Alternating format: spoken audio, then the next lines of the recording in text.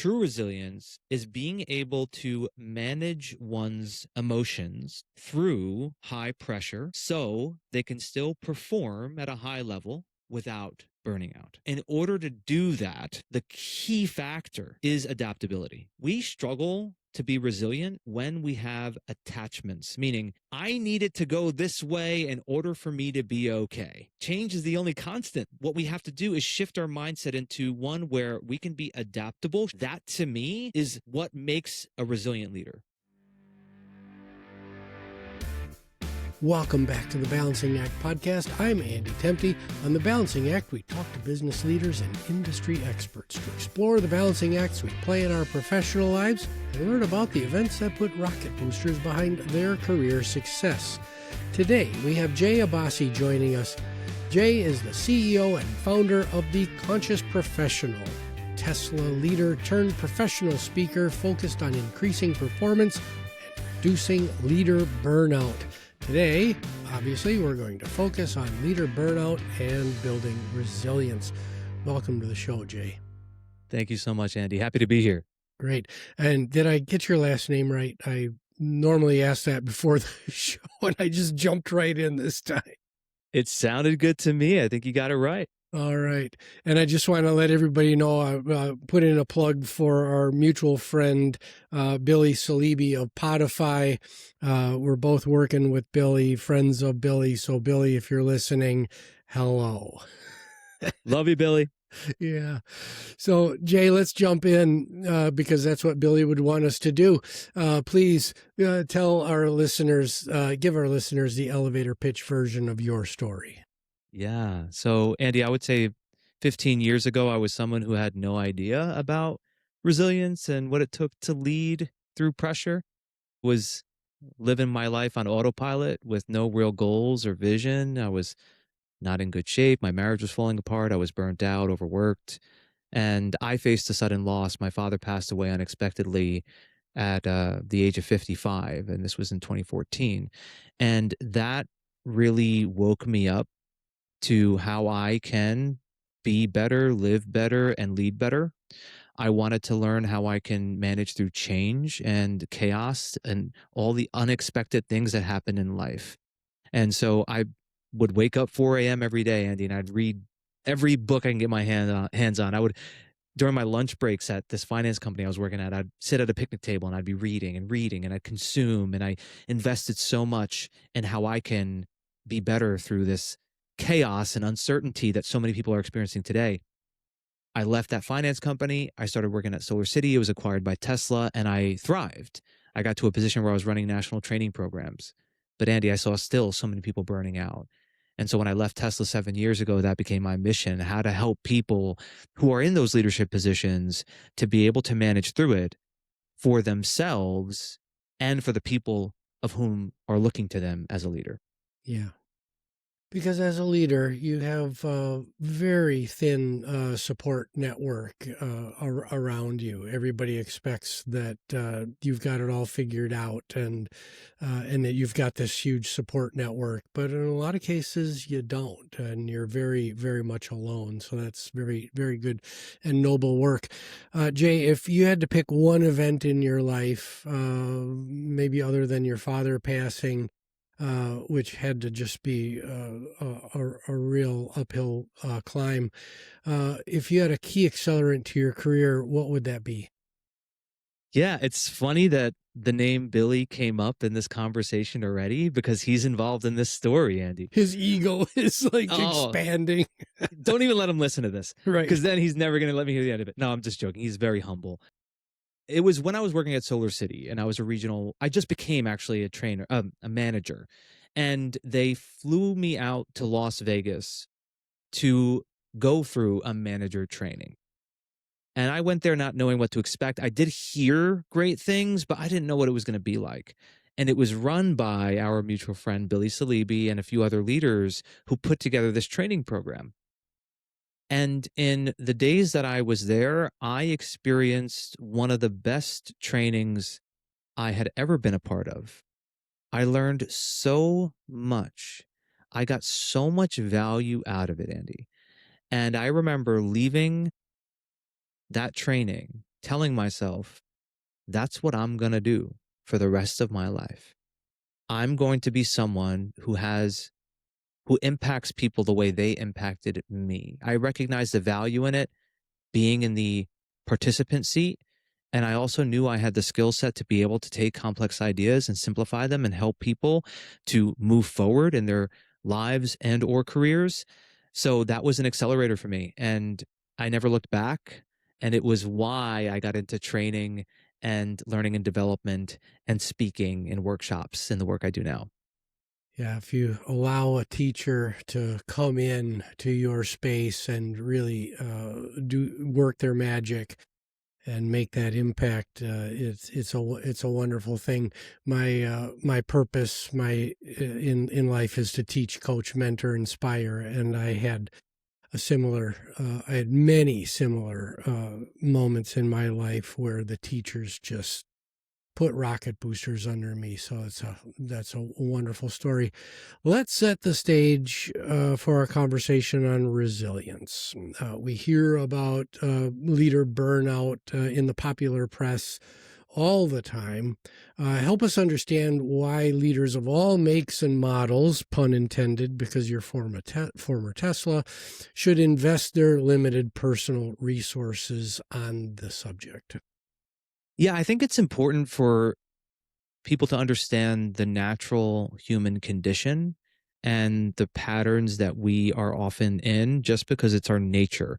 So, the nature of a human being is to seek out what is normal, what is safe, security. And that's a good thing in many ways. And if we didn't have that, our ancestors wouldn't have survived. And so it's an important part of being human. What it also means, Andy, is that when there is change, uncertainty, and unknowns, a signal comes from within us on its own. And the signal is, I am not safe, or this is not safe.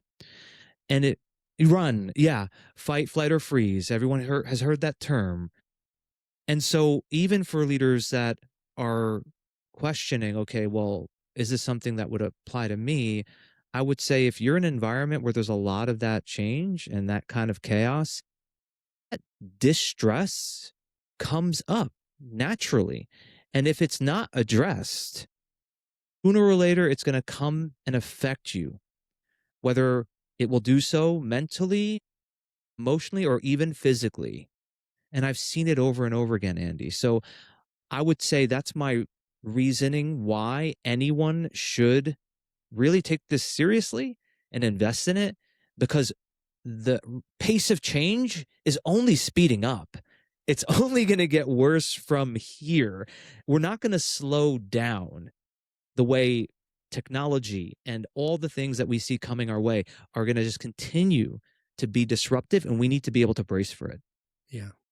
And I recommend to our listeners, there's a very, very big podcast, Andrew Huberman Labs. He has had several multiple hour episodes on the physiological impacts of excess stress that you're not getting rid of, and these impacts on mental, physical health that Jay is talking about. If you want to go deep, tune in to Huberman's podcast and listen to some of those long form episodes. Jay, let's flip the coin. We talk about burnout, and then we talk about resilience, and resilience is also discussed in almost a flippant way in the popular press. Like, well, yeah, everybody should build resilience muscles. Well, what does resilience mean to you, and how would you define it for our listeners? Yeah, I think I could start by telling you what I don't think the definition is, because this is the definition often people say. It's to keep going even when it's hard. That's oftentimes what I hear people say. That's what it means, right? It's just, I can keep going. I can keep going even when it's difficult. And I think that's it's not an accurate definition for what is true resilience. True resilience is being able to manage one's emotions through high pressure so they can still perform at a high level without burning out. In order to do that, the key factor is adaptability. That's the key factor. One has to be adaptable. We struggle to be resilient when we have attachments, meaning I need it to go this way in order for me to be okay.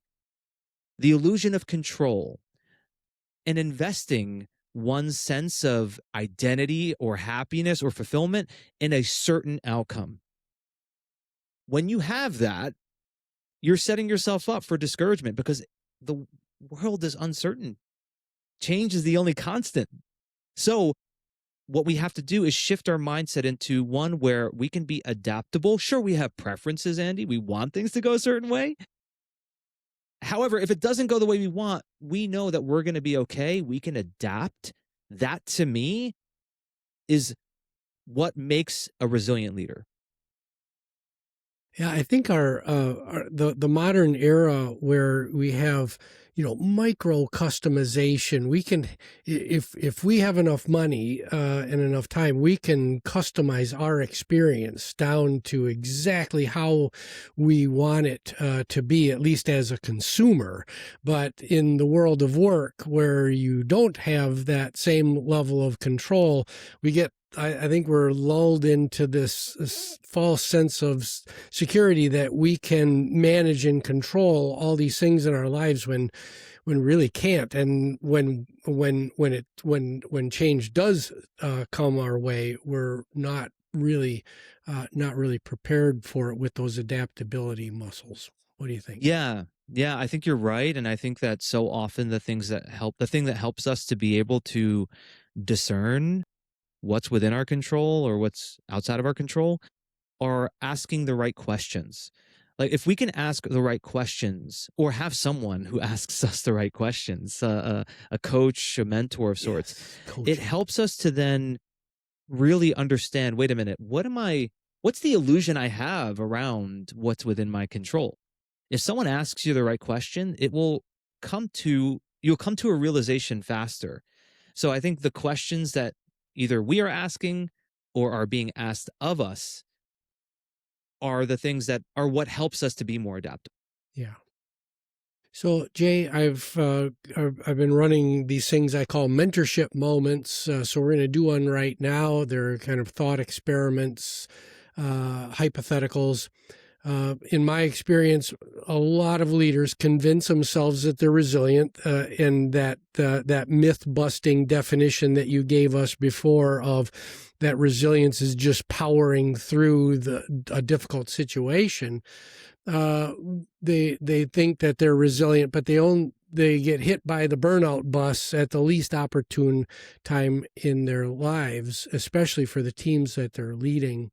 So suppose you've got a skeptical senior leader sitting right in front of you right now who thinks that they're naturally resilient and that investing personal development time on resilience is a low priority for them. How do you coach this individual? What's your advice?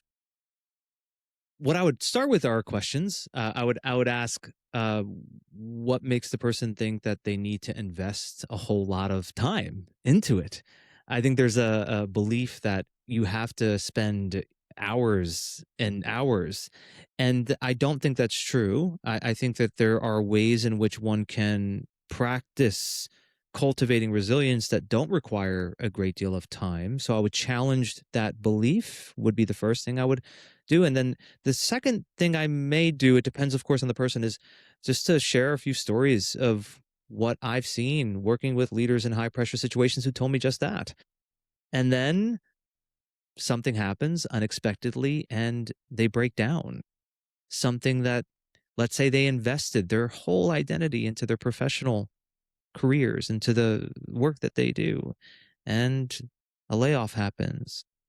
They get let go and they fall into despair because what happened was they built their entire house on one pillar, and this one pillar crumbled and the house fell.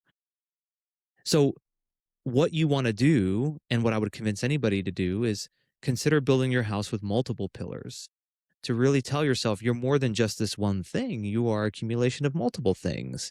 And if one thing goes, the rest is what will balance it out. That's, I know, ultimately the theme of what you share here in the show, which is to balance things out. So I've seen it too much, Andy. I've also seen people where they thought they were doing okay, but they kept having health problems and they're going to the hospital for something, and they think it's a health thing. They think it's something with their genetics. But when we really got into it and we drilled down, there was some distress that they were suppressing. It was Trevor Mawad's research, which was fascinating. He said, and he's a sports psychologist, he works with professional athletes. He says 83% of all illnesses are facilitated, exacerbated, or started from negative thinking. So the negative spirals that you may be going through that you're not addressing could very much be affecting your health. Yeah, So to this person who's cynical, I would tell them those stories, and hopefully something there resonates and they say, okay, I'm interested in learning more. that's great. Jay, we're going to take a really short commercial break and we'll be right back to talk about more about burnout and resilience. Want to understand money, markets, and the economy to make better financial decisions? I'm Andy Temte. Join me every Saturday morning for Money Lessons with Andrew Temte on YouTube or your favorite podcast streaming service.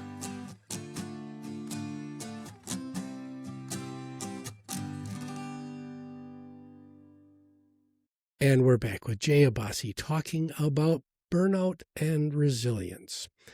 As I was digging into your work to prepare for our conversation today, Jay, your 3 R's framework for resilience and peak performance caught my eye.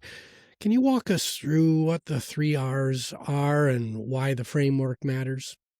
Sure. So the 3 R's are: 1, recharge; 2, reframe; and 3, reconnect. So recharge, I always use the analogy of a cell phone. Everyone listening, you have your cell phone with you, or maybe you're listening through your cell phone. And I'm sure you're charging that thing regularly. You wouldn't wait. Well, most people do not wait until it gets to 0 before they charge it. They charge it in advance. We know to do that for our cell phones. Do we do that for ourselves? We don't. We wait until we get to 0, and then we say we need to take a vacation. We need a weekend. We need to. And in reality, Andy, that's an unhealthy approach to being able to manage through pressure. We need to continuously recharge. And there are so many ways to do that: through physical training, mindset training, getting enough sleep, having a good diet. All these things matter and how we are recharging daily. The second is to reframe. So a framework that I often share is a 3-step process of acknowledging whatever comes up.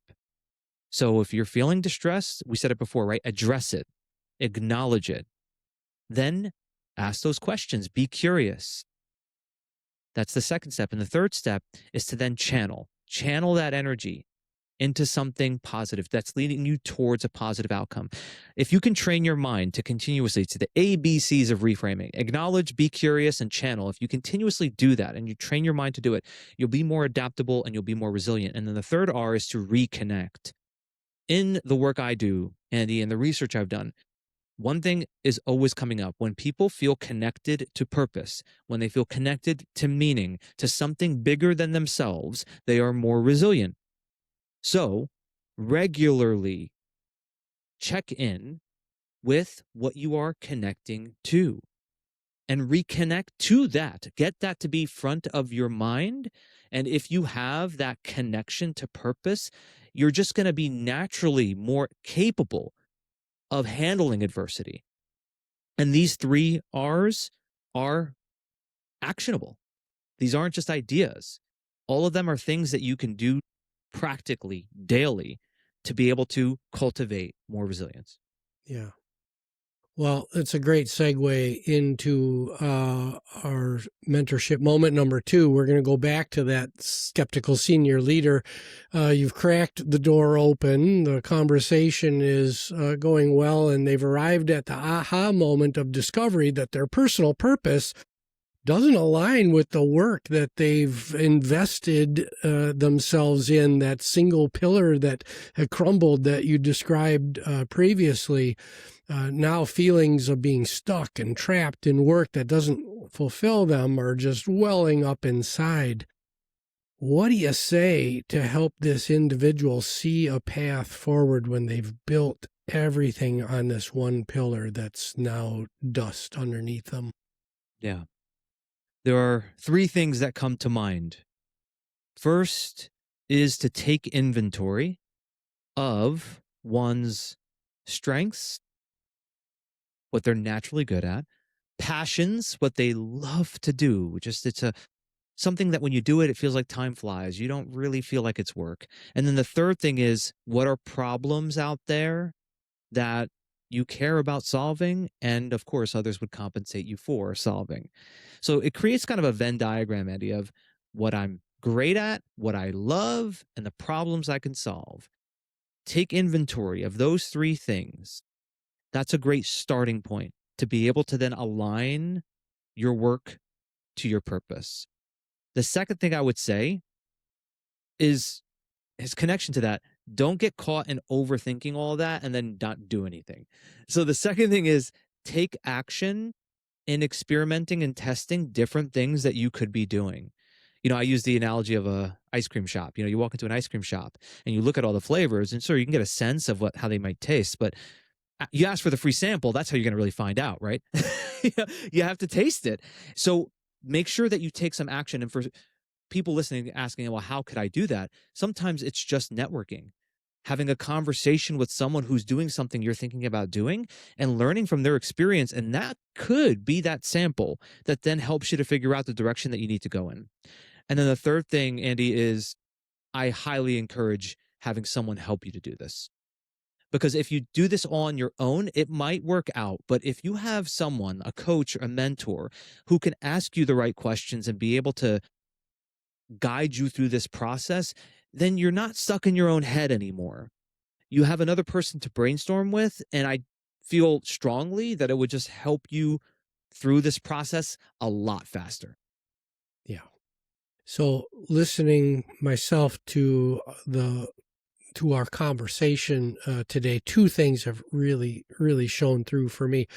One is the importance of multi-dimensionalism. And I talk about this a lot, about being more than one thing and having and developing those multiple pillars in your life so that one pillar doesn't crumble and you're left standing on a pile of dust. So, nurturing, developing what may feel like a hobby today, but could become a profession later, and keeping agile and being aware and looking around. Multidimensionalism is key. And then the second thing I'm hearing from you is that relationships matter. Either mentorships that you developed over a long period of time, or developing a relationship with a coach or a therapist. There's absolutely nothing wrong with that. What's your take on relationship management and multidimensionalism as keys to resilience?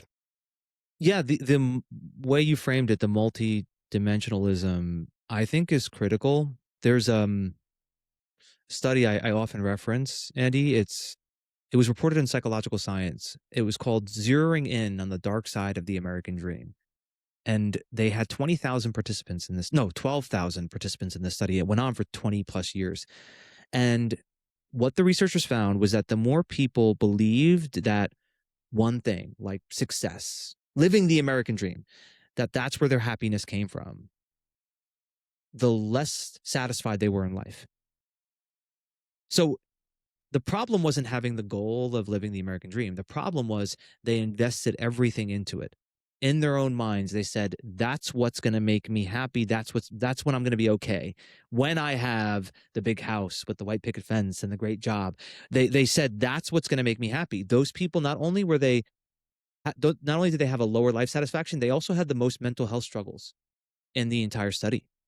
And so completely agree with that. I think that we need to be able to not invest all of our happiness and identity into just one thing. And I think that relationship helps us with that. And I also think just relationships in general and conversation opens our minds in a way that we could never do on our own. I think that so much of my own personal growth and development are because I just talked to the right people. I connected with the right people. And oftentimes when I didn't believe in myself, them believing in me, offering me a different perspective, that was the accelerator, Andy. So yeah, I'd say that having those relationships is important, is critical to one's personal or professional success. Yeah. Folks ask me, Eddie, why do you do this podcast balancing act? Why are you so invested in that? Well, it's because I get to meet wonderful people like Jay Abbasi every week. I've never met Jay before. I'd heard about him, but we have now developed a rapport. We have a relationship. Jay is somebody that I can call later. He can call me to bounce ideas off of. So some of my listeners, I'm sure, are sick and tired of this, but my mentor, Carl Swazer, said, Andy, if you're not moving, you're standing still. So keep moving. Keep talking to folks, keep striking up those conversations. You never know where it will take you. Jay, what have we not talked about today that you want to make sure that our listeners take away? What have we not talked about today? Well, I'd say that the thing that I care deeply about in helping people to realize is how important it is for us to let go of our own self-absorbed, self-referential thinking. Here's what I mean. And it's fascinating to me how all of us have this experience, but we don't really pinpoint it. When you think about, Andy, your happiest moments of your life and the greatest achievements you've had in your life, I'm going to make an assumption, but tell me if I'm wrong, that in those moments, you were not in a state where you were self-absorbed and just thinking about you. In those moments, you were connected to other people. You were connected in the moment to something bigger. Is that true? Oh, absolutely. Absolutely. And so if there is something we haven't talked about, that really is the one thing that I want to be sure listeners can take from this conversation. We are at our very best. We are at our happiest when we are so engaged in what we're doing and we're not thinking about ourselves. We are really just in the moment. And so I say this because society has really moved towards self-absorption and me culture. You see it all over the place. But I also think that's happening in parallel with greater mental health struggles and more disengaged workers. Gallup just released the report in January that 69% of US employees are not actively engaged in their work. Yeah. And I feel like a big part of that is because we're caught in our own stuff and we're getting in our own way. I am not encouraging anybody to not care for themselves. No, you take care of yourself. You have to. And once you do, then let go of your own stuff and fully engage in what you do for the love of doing it and for the love of the service that you're providing and the impact that you're making. Yeah. Great advice. Jay, shall we have a little fun before we say goodbye? Please, let's do it. We've got 3 lightning round questions for you. Question number 1, Jay Abbasi, you've just won a $100 million lotto jackpot, but there's a stipulation that half of your net winnings go to one philanthropic organization or a general cause. Who do you pick? I would go with a cause that is helping to support children in war-torn countries to meet their needs, basic needs and beyond. That's what comes to mind first. Excellent. Jay, I give you access to a really small time machine and you can send a really short message to an earlier version of Jay Abbasi. What's the message and what previous version of yourself do you send it? The message is be present and detach from outcomes. And I would send it to the version of myself when I was in 2014 after my father passed away. Great message. Jay, last question. We're all works in progress, always developing. What's on the agenda for your personal journey of growth right now? For me, it's being able to take all the things that I've learned over the years and the ways in which I've helped people through coaching or the keynotes I've given or the workshops I've done and put it into a book and have that book out for people to read and digest within the next year. So I am in that process of editing my first manuscript, and I'm really excited about it. I have to say, it's the hardest thing, Andy, I think I've ever had to do was write a book. I don't want to say had to do, but got to do. It was a difficult journey, and that's the thing that I'm really focused in on now is getting that book out to the public. Yeah, well, I have two books under my belt, and I've got two more coming out later this year. And the process of writing is difficult. It's very rewarding, but difficult. And then comes the job of getting it out into the ears and eyeballs of the public, and that's probably the harder part of the equation. So I wish you all the best in that journey. Jay, where can folks get a hold of you? Well, my website is jabbasi.me, and that's the home of everything. I am really active on LinkedIn as well. People can find me there, as well as our YouTube channel where we're posting videos regularly. There's also my Instagram account as well. So a quick search of Jay Abbasi and all of this will pop up. Excellent. Thank you so much for your time and talents today. Thank you for having me, Andy. This was excellent. I appreciate you. Excellent. My name is Andy Temte. This is the Balancing Act Podcast. You can find us on all the major streaming services as well as out on YouTube. Please like, subscribe, rate, and most importantly, share this public educational good with your friends, your family, your colleagues, and maybe a neighbor. The show was produced by Nicholas Temte, and we'll see you next time on the Balancing Act.